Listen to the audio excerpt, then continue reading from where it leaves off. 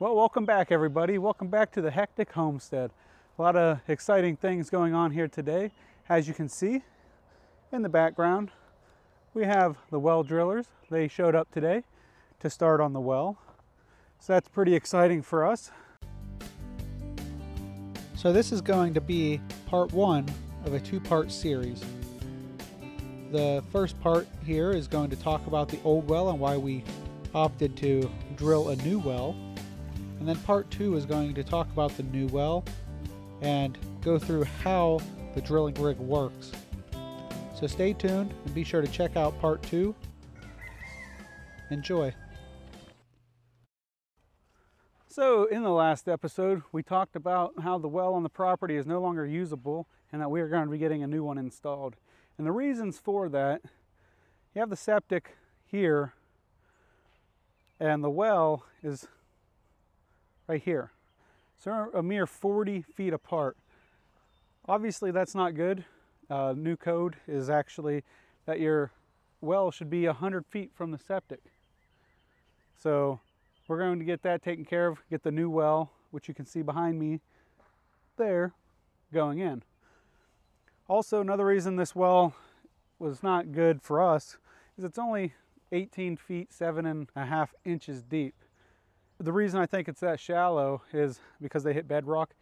I believe they were hand drilling back in the day. The neighbors hit bedrock roughly 18 feet as well, but their well is actually 70 feet deep total. But I'm assuming they're 18 feet, they hit bedrock and they stopped, and that was good enough for them. And it was probably way back in the day, there was actually a cabin where my shed currently is. You can actually see the toilet flange in the concrete here. And there's the water pipe coming from the old well there. Now the cabin was on the aerial prints that I found in the 1930s and in the 1917s. But it's not here now. The house we tore down was on aerial imagery from the 1930s. So sometime between the 17s and the 30s, the house was built. Sometime between the 30s and the 2000s, the cabin got torn down. But with this well only being 18 something odd feet deep, the groundwater contamination from rain, road runoff, and whatnot has a better chance of contaminating that drinking water. So with a deeper well, you have more ground to filter your drinking water. So you would expect to get better drinking water. So as you can see, the old well was actually down in a pit, roughly 4 feet below the surface of the ground. I ended up digging down about 6 feet and then peeled back most of the old rocks you can see laying around here to give myself room to work. Our original plan was to just drop a submersible in this well, but obviously we didn't think about being too close to the septic at that point, and to extend it above ground and sink money into the old well that wouldn't even give us good drinking water for us nor the animals did not seem very plausible. Made zero sense. So as Croy just said, after thinking about it, assessing the pros and cons, we decided to just get a new well. Now getting into this well was a pain.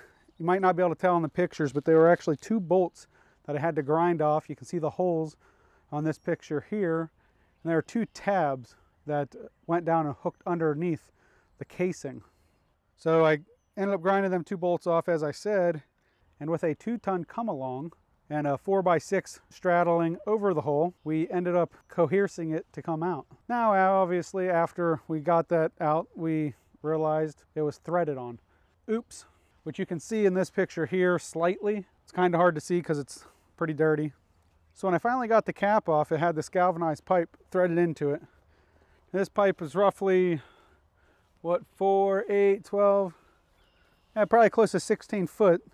And I cut it off on the back side of the cap, that way I could reuse it to kind of seal that well casing off. Now this pipe, on the end, all it had was this little filtering screen, and you can see the iron buildup on it. So the old house just had a shallow well pump, and that's what they were using to pump their water.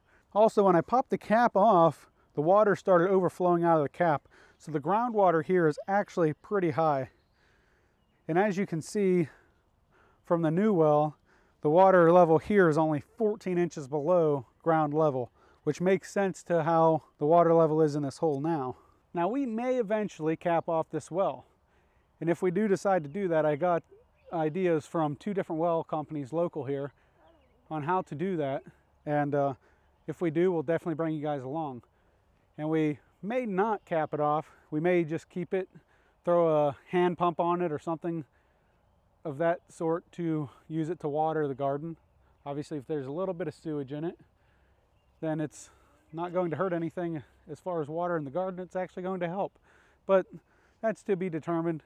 All I know is it's going to need to be filled in and done here sooner or later, because having this pit in my yard for animals to fall into and drown, kids to fall into and get hurt, that's not my thing. So that is the reason why we opted to get a new well instead of messing around with the old one. That concludes part 1. Be sure to stay tuned for part 2, and you can see how this bad boy here operates and see what's going on with the new well. Please like, subscribe, and smash that bell button. See you next time.